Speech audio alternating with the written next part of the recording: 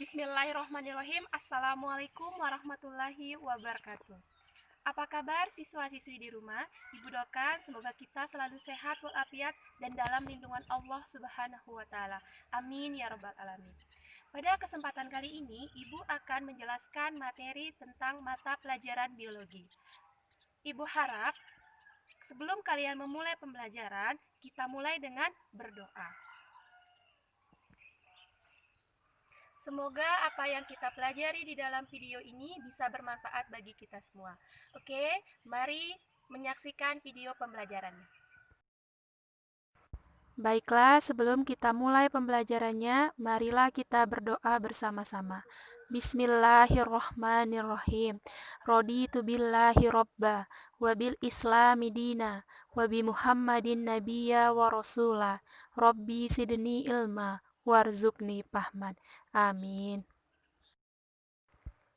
Energi dalam sistem kehidupan.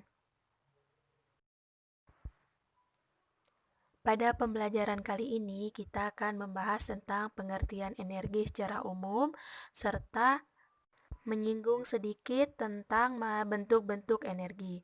Nah, yang pertama, pengertian dari energi. Energi itu sendiri adalah kemampuan untuk melakukan usaha atau kerja atau melakukan suatu perubahan. Energi itu ada beberapa bentuk, yaitu sebagai berikut. Yang pertama ada energi potensial, ada energi kinetik, energi kimia, dan energi listrik. Nah, energi-energi ini selanjutnya akan kalian pelajari itu lebih rinci di dalam mata pelajaran fisika. Nah, apa yang akan kita bahas pada materi kali ini? Pada materi kali ini kita akan membahas tentang energi dan kaitannya dengan sistem metabolisme dari makhluk hidup. Sebelum kita masuk ke dalam metabolisme makhluk hidup, kita akan membahas dulu berbagai sumber-sumber energi yang terdapat di bumi ini. Nah, apa itu sumber energi? Sumber energi adalah segala sesuatu yang dapat menghasilkan energi. Panas matahari yang digunakan untuk memanaskan air itu adalah contoh dari sumber energi. Selain itu juga ada spiritus yang digunakan sebagai bahan bakar, itu juga sumber energi. Listrik dan arang yang dibakar itu untuk memanaskan setrika itu juga merupakan sumber energi. Nah, energi itu memegang peranan yang sangat penting bagi kehidupan manusia. Semua aktivitas kehidupan manusia itu memerlukan energi. Nah, pada zaman prasejarah itu sampai pada awal zaman sejarah, hanya kayu dan batu saja yang dapat digunakan sebagai sumber energi untuk keperluan hidup manusia.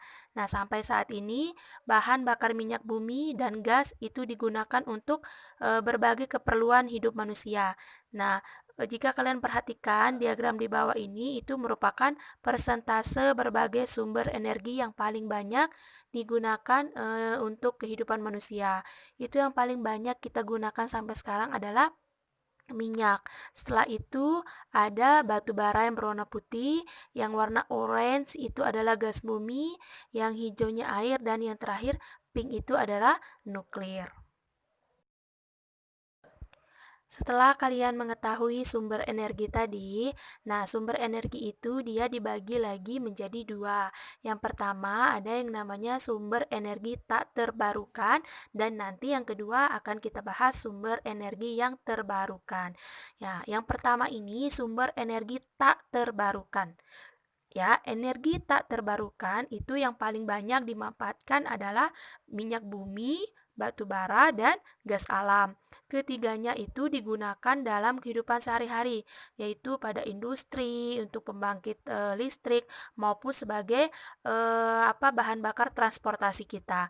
Nah, berdasarkan hasil perhitungan para ahli, minyak bumi itu diperkirakan akan habis 30 tahun lagi. Sedangkan gas alam itu diperkirakan akan habis 47 tahun lagi, dan batu bara itu diperkirakan akan habis sekitar 193 tahun lagi. Ini berdasarkan perhitungan para ahli ya. Masih berupa prediksi. Jadi walaupun berdasarkan prediksi, tapi para ahli ini membuat perhitungan ini bukan sembarangan, tapi dengan data-data yang akurat. Jadi berdasarkan data yang dihimpun oleh para ahli ini dipaparkan kepada kita masyarakat dengan harapan bahwa kita masyarakat itu dalam penggunaan sumber energi tak terbarukan ini bisa sedikit menghemat dalam penggunaannya, baik itu minyak bumi, batu bara, ataupun gas alam. Kenapa? Karena sumber energi tak terbarukan ini jika dia sudah habis, maka dia tidak bisa diciptakan atau diadakan kembali dalam waktu yang singkat. Karena gas alam, batu bara, dan minyak bumi ini itu tercipta di bawah lapisan bumi itu memerlukan waktu yang sangat lama, ribuan bahkan sampai jutaan tahun lamanya. Jadi kita kalau bisa harus menghemat penggunaan sumber energi. Ini juga untuk kelangsungan hidup kita di bumi ya.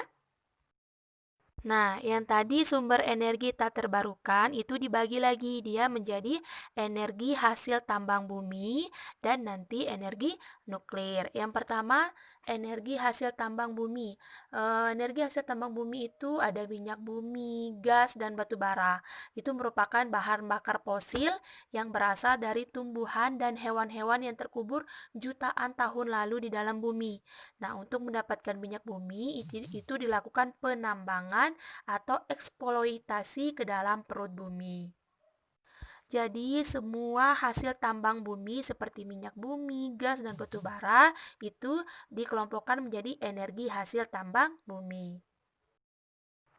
Yang kedua adalah energi nuklir. Energi nuklir adalah energi potensial yang terdapat pada partikel di dalam nukleus atom. Tentang materi atom ini nanti kalian akan dapatkan pada mata pelajaran kimia.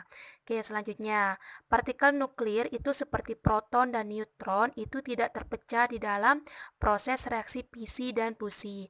Reaksi fisi ini itu sama dengan reaksi pemisahan, sedangkan reaksi fusi itu adalah reaksi penyatuan. Akan tetapi, kumpulan tersebut memiliki massa yang lebih rendah daripada ketika berada dalam posisi terpisah. Adanya perbedaan massa ini, maka dibebaskan dalam bentuk energi panas melalui radiasi nuklir. Intinya, energi nuklir ini adalah memanfaatkan inti atom dari suatu partikel nuklir. Nah, di mana inti atomnya itu dia kadang intinya itu dia disatukan, ada juga yang dipisahkan. Nah, ketika pada saat proses pemisahan ataupun pencampuran dari inti atom tersebut itu akan dihasilkan beberapa energi panas. Nah, bukan beberapa, akan dihasilkan berbagai energi panas dalam jumlah yang besar. Nah, energi panas itulah yang akan dilepaskan melalui radiasi nuklir. Itulah yang disebut dengan energi nuklir itu. Jadi energi dari hasil penggabungan ataupun pemisahan inti atom partikel nuklir tersebut. Nah, yang kedua, sumber energi yang terbarukan. Sumber energi terbarukan yang saat ini mulai dikembangkan itu adalah biogas dari kotoran ternak, air mengalir, angin, dan panas matahari. Sumber energi terbarukan ini maksudnya adalah sumber energi yang apabila habis itu bisa diciptakan kembali atau bisa diadakan kembali. Salah satu sumber energi terbarukan yang saat ini mulai dipelajari itu agar dapat dikembangkan di Indonesia adalah biogas yang berasal dari sampah biologis. Ciri lain dari sumber energi terbarukan itu adalah dia mengalami siklus. Siklus itu adalah hubungan yang saling terkait dan terus-menerus berlanjut.